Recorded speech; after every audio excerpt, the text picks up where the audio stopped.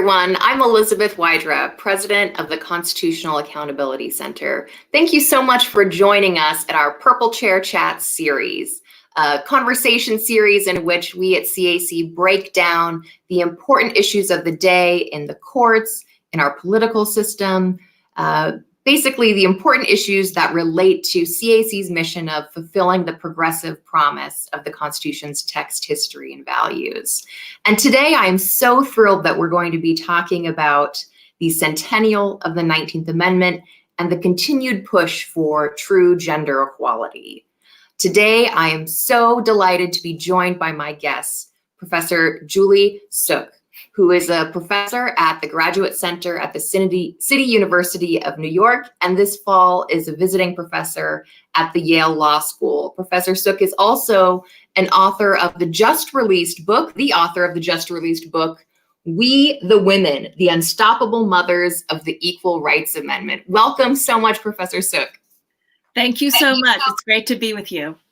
Great. I'm so thrilled you're here on this really important day in history and in the arc of our constitutional progress. Because on this day, 100 years ago, Tennessee became the 36th state to ratify the 19th Amendment to the Constitution, which guarantees the right to vote free from sex discrimination.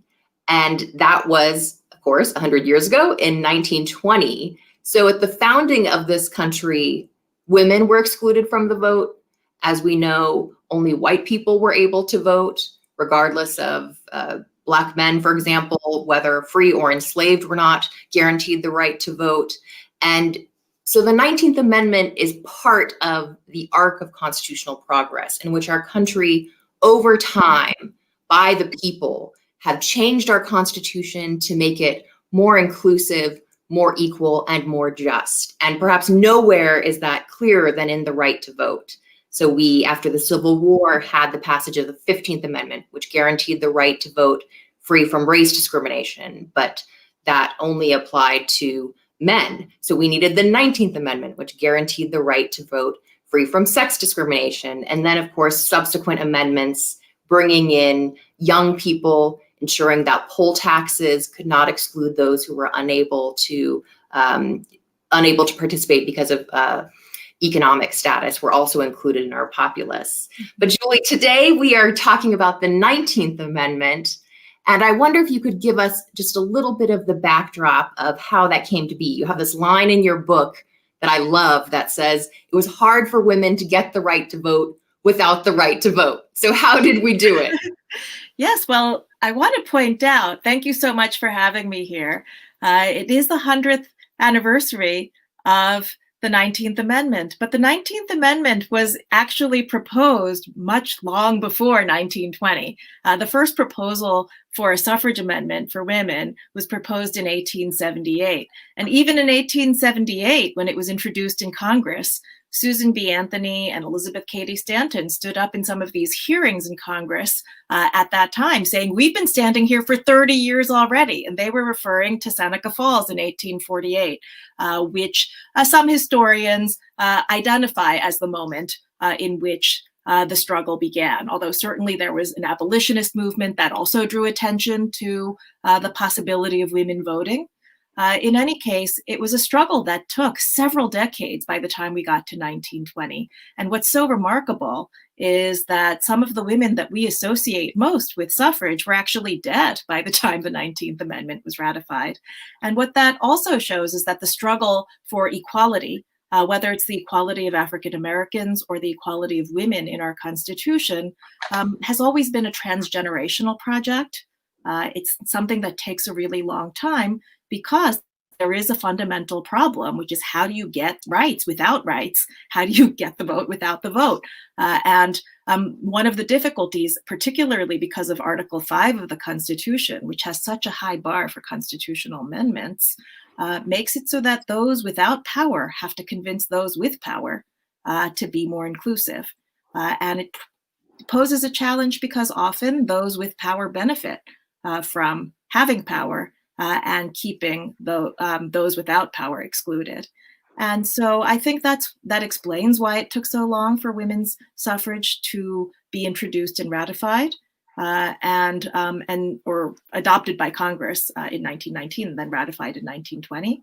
And it also explains why, very shortly after the 19th Amendment was ratified, a lot of suffragists did not think of it. It was a really long, hard struggle, but they didn't think they were at the end of it. They said, now at last we can begin. Crystal Eastman, who was a suffragist, said, now at last we can begin. Because that's when they thought, now that we have some political power, we can finally vote. Now we're going to use that power to actually fix all the other problems that plague women, both within the family and in political and economic life. So I love that quote so much. I read it in your book, and I thought that was kind of the perfect quote. You finally think of someone who's working to get an amendment to the Constitution. As you noted, the Constitution does make it difficult to do that. So when we the people, we the women, do get together and actually achieve that, it is quite something. So imagine finally achieving that and saying, now the real work begins. But one of the things that I thought was really interesting in your book was the story about how Tennessee actually became the 36th state to ratify. So that all important final state needed for the 2/3 required by the Constitution. And it came down to a close vote in the Tennessee legislature. And the deciding vote, that legislator, he got a letter from his mother saying, now be a good boy and cast your ratification vote. And as the mother of a son, I particularly loved that story. Yeah, well, it also shows that in order to be heard, women had to convince their sons, as well as their husbands and their fathers. They had to convince men who held some power. And Harry Byrne, this story has been told in a lot of histories of suffrage, that he cast that deciding vote. And what I find really interesting as we commemorate this day on which that vote was taken, it came down to the wire, and someone who was actually, Harry Byrne was actually kind of on the anti-suffrage side, and he switched sides after he got that letter from his mom. What's really interesting, of course, is that the very next day, August 19th, the suffrage opponents actually tried to do a motion to reconsider. They tried to start a rescission movement within the legislature, which did not succeed. But there was activity for the next few days after that very decisive vote on August 18th, 1920. And there was actually talk of litigation. Because there was this question as to whether or not Tennessee's ratification was valid, because at the time, the Tennessee Constitution had a provision that said that when Congress proposed a federal constitutional amendment, the state legislature would have to wait until the next elections before taking up that amendment. And of course, the Supreme Court had already weighed in on other states that had similar provisions and said that was unconstitutional, that a state constitution couldn't have a provision like that. But it was all still thought to be up for grabs. And there was other litigation in other states challenging the validity of the 19th Amendment's ratification. And so there was still a lot of fighting about whether the 19th Amendment's ratification was valid. So it's not until August 26th, a little over a week after Tennessee takes the historic vote that we're celebrating today, it's not until August 26th that the 19th Amendment actually gets added to the Constitution. And I think these stories are important because it shows how fragile the victory was and how much resistance there was. And it's resistance that continued in other fights, including the fight for the Equal Rights Amendment, and not just amendments to the Constitution, but other fights with regard to legislative measures that would make women actually equal in society. And I think even, within the story of the 19th Amendment, and you do such a great job of telling that rich story and portraying the characters involved, the heroes and heroines of that story in your book, there are contestations about women's equality and women's right to vote. I think most importantly, with respect to the intersectionality of race and gender. And, you think about some of our earlier, the Seneca Falls generation of suffragists who were also abolitionists, but then some of the later advocates and, kind of the people who put forward the machinery of the suffrage movement, like Alice Paul, who were more willing to sell out their sisters of color. So I think that's a really complicated story that's important to tell as we still celebrate the ratification of the 19th Amendment, but recognize also the ways in which it fell short in many ways. Absolutely. And I think we need to have a procedural and institutional account of that because, and it was even before Alice Paul, Susan B. Anthony and Elizabeth Cady Stanton also were very upset that women didn't get included in the 14th and 15th Amendments. So I think even dating back to the 19th century and Susan B. Anthony and Elizabeth Cady Stanton, there have been efforts to discuss their racial politics as reasons for not celebrating the things that they moved forward with regard to women's suffrage. And then, of course, Alice Paul, a story that I tell in the book, but it's a story that I think many people know, that when Alice Paul organized the big suffrage parade in 1913, she really wanted to marginalize the African American women suffragists. She wanted them to march in the back because she was afraid of losing the support of white Southern women in the suffrage movement. And I think that these are all things that we ought to be critical of as we think about suffrage, but it's not only the women who engaged in these racist acts or omissions that I think we should be shining the light on. We should also be shining the light on Article 5. I mean, if Article 5 of the Constitution says you need 2/3 of Congress and 3/4 of the state legislatures, you're not really going to get a constitutional amendment in 1920 without bringing along Southern states. And the Southern states are dominated by racist politicians at the time. And so I think this is not to excuse any of it, but I think we need to really think about how difficult it is to amend the Constitution and how difficult it is for people who are excluded from power to move the needle on their inclusion. And I think that also explains why you see a lot of these racist politics that we should rightfully be calling out. But instead of laying all the blame on white suffragists, I think we need to be thinking more structurally and institutionally and about what the process of constitutional change is and who has access to that. And I think, as we're also recognizing, the complexities of the suffrage movement, it's also important to recognize that while maybe Alice Paul couldn't have gotten the 19th Amendment ratified without the Southern states, I think also the 19th Amendment could not have been ratified without the women of color heroines who were part of that movement, even as some of the white feminist leaders were working to exclude them. That story you tell about the parade, Ida B. Wells refusing to march in the back and instead saying, no, I'm going to march with the Illinois delegation.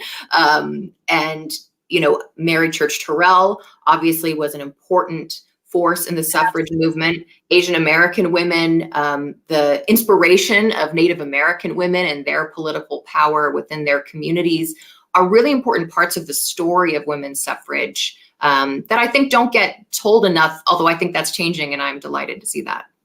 Absolutely. And I think one of the things that we really need to recognize is that there are coalitions across race with regard to women's suffrage. And Mary Church Terrell, who was one of the founders of both the National Association of Colored Women and the NAACP, she was a supporter of women's suffrage and came out also in 1948 in a congressional hearing in favor of the Equal Rights Amendment at a time when not all the women's groups actually supported the ERA. And I think part of the reason she supported the ERA was that she saw the potential for an amendment that would actually really address issues that plagued all women, because all women were unequal, regardless of race, because of their role in childbearing and child rearing, i.e. because of motherhood. And I think that women of color have done a really important job in drawing attention to that. And so you see that in Mary Church Terrell's work.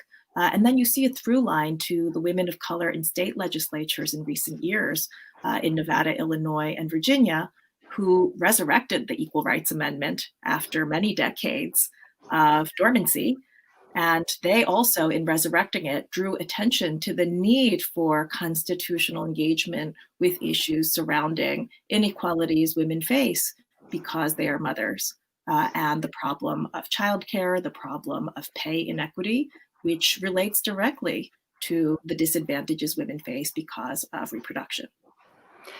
And I think, as you mentioned, the ERA, obviously the 19th Amendment was a crucial step towards equal political status for women, but even that, particularly for women of color, was not truly made meaningful until, for Black women, the Civil Rights Act.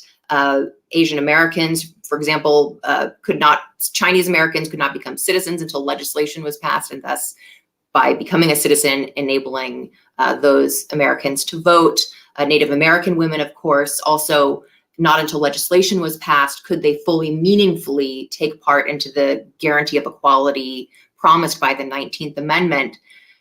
But we still have further gender equality gains to be won. And in your book, you talk about the crucial role that the Equal Rights Amendment plays in that struggle. Can you talk a little bit more about that? Yeah, absolutely. So one important date, one marker historically, is August 26th, 1970, which is the date on which women commemorated the 50th anniversary of the day on which the 19th Amendment was added to the Constitution. And on that date, there was a huge women's march known as the Women's Strike for Equality in New York, and actually in many cities across the United States. And in New York alone, there were 50,000 people who gathered and marched, and they wanted to draw attention to three things. Well, first they said we need the Equal Rights Amendment, and the House had actually already passed the Equal Rights Amendment 2 weeks before then. But they tied the Equal Rights Amendment and the demand for that, a new constitutional amendment on women's equality, to three additional issues: access to reproductive rights and abortion, childcare, and equal opportunity, both in the workplace and in education. And the idea here was that unless women had real reproductive freedom, and they didn't define reproductive freedom as abortions only, reproductive freedom also meant being able to raise children without it resulting in women's economic insecurity. And so they had, at this huge protest in New York, they had baby-ins in parks where women could actually bring their kids while they participated in a protest, really to drive home the point that any promise of equality was going to be an empty promise unless women had some place to leave their children, and unless society came up with a solution for the fact that women disproportionately bore the burdens of reproducing the next generation, and in general, caring for all generations, whether it's older or younger. And I think that's an issue that's still very much with us today, that even though we've had many gains, we've had a lot of legislation, including Title VII and Title IX, prohibiting discrimination in employment and education. And we have had legislation that really promotes voting rights for more people than were necessarily able to vote when the 19th Amendment was ratified. Even though we have all those things, we have not actually solved one of the biggest sources of inequality for women. And it was an issue that people connected to the Equal Rights Amendment in 1970. And I think that's the unfinished business of the 19th Amendment, because we have to remember that when women started advocating for the right to vote, it wasn't just because they wanted to vote. They thought the vote was a symbol of their equal status, but they also wanted to vote in order to exercise political power to make change in the circumstances of family life, change in what the public did about supporting mothers and care work. And I think those are changes that are still necessary. And the COVID-19 crisis has made that much clearer to people with regard to women's role in child rearing. And I think that's something that remains a challenge even 100 years after the 19th Amendment and 50 years after the Women's Strike for Equality. Absolutely. I was so struck in reading your account of, the political motivations behind the Equal Rights Amendment, and how much they are still so relevant today, particularly to working mothers, particularly to working mothers of color. And, I just wonder, we've had the Women's March, the Me Too movement, so much rebellion in the streets, I guess, harkening back to Abigail Adams, noting that if they don't remember the ladies, then eventually the ladies will rebel. How would you kind of score us on how we've made progress thus far? So I think the biggest achievements are both, well, there's legislation that was going on both in the 1920s as well as in the 1970s, around the time that, in 1921, for example, one of the biggest achievements legislatively, right after the 19th Amendment was ratified, was the Shepard-Towner Act, which actually funded maternal health and infant health, because the United States then had very high rates of maternal mortality compared to other peer democracies. And unfortunately, that's also very true today. The United States does very poorly with regard to maternal health. And we have very high rates of maternal mortality, disproportionately high rates amongst African American women. And so that's an issue that they tried to address immediately, and almost all the women's groups were in support of creating a federal legislation to fund state centers that would work on maternal health. That was 1921.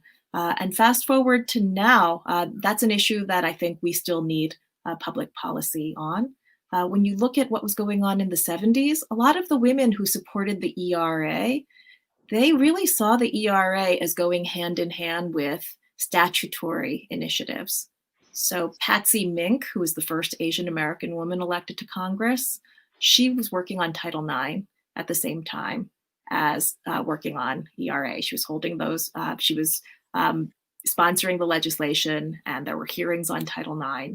And what's really interesting about Title IX is that it's a statutory framework that's designed not just to prohibit discrimination, but to require equal outcomes in many respects. Right? Title IX is a statute that requires institutions to do more than simply say we're not discriminating. They actually have to give equal resources in many respects to programs for all genders. So there's a much more robust vision of equality that's being developed in the 70s. The other huge piece of it, and of course it's unfinished and ultimately it kind of failed, but in 1970, 1971, as the Equal Rights Amendment was gaining steam, women like Patsy Mink and also Shirley Chisholm, the first African-American woman elected to Congress, were working on the Comprehensive Child Development Act, which is a statute designed similarly to Shepard-Towner in the 20s, which would have been a federal statute that gave funding to states to create childcare centers and preschools to all basically open to all kids, regardless of their ability to pay. So we came really close in the early 1970s, along with the political momentum of the ERA, to having a national childcare policy, but Nixon vetoed it.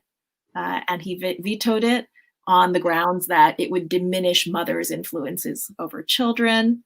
And what he said in vetoing the childcare legislation was very similar to what Phyllis Schlafly said as she opened up the Stop ERA movement.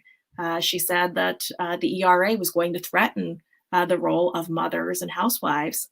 And it was because the ERA got turned into that kind of culture war that it stalled with regard to completion of ratification by the late 1970s. So it has been stalled, but just to close us out, it's not gone. The ERA is still here. Can you tell us currently where we are and what you think will happen to the ERA in the future, just to close out our discussion? Absolutely. So 2020 has been a really exciting year because Virginia ratified the ERA in January, and Virginia became the 38th state today, since we have 50 states, we need 38 to get 3/4 of the states required under Article 5. So Virginia should be the last state needed, but there have been some complications, the most important being that there was a 7-year deadline on ERA ratification when Congress adopted it in 1972. And the Congress actually extended the deadline once in 1978. It was extended to 1982, but that's still obviously several decades ago. But once Virginia ratified it in January, the House took the vote to extend the deadline again, or rather to remove the deadline altogether. But the Senate has not followed on that proposal. And meanwhile, in the 70s, there were 5 states that tried to rescind their ratifications of the ERA. So there's litigation going on right now about some of these issues, the deadline and the rescissions. I think that if Congress acts, if both houses of Congress act to lift the deadline, and the House has already done so, there are 48 sponsors on the proposal in the Senate. I think if Congress acts to remove the deadline, that should be sufficient to add the ERA to the Constitution. And I think if it does, it can be the kind of amendment that really creates a foundation for new legislative activity at both the state and federal level to promote actual equality for women in society. And that would be a major new chapter in our nation's story of constitutional progress. Thank you so much, Professor Sook, for joining us today. You can check out her book. It's out now. It's really a good read. I highly recommend it. And for more on gender equality and the rights of equality and liberty that are promised in the Constitution and how to make them more real for all in this country, check out CAC's website, theusconstitution.org. Thank you so much for joining us today. Please be well. Thank you so much for having me. Thank you.